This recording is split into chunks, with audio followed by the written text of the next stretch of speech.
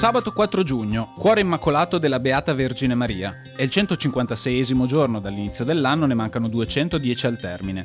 Il sole sorge alle 5:24 e tramonta alle 20:55. La luna si leva alle 5:15 e tramonta alle 19:57.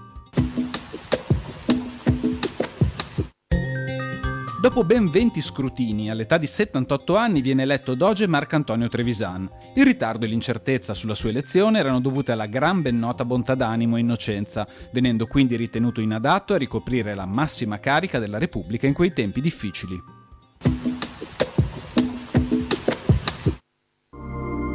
Le previsioni per domani. Presenza di nuvolosità che in alcune zone sarà anche persistente, ma nel complesso lascerà spazio delle schiarite.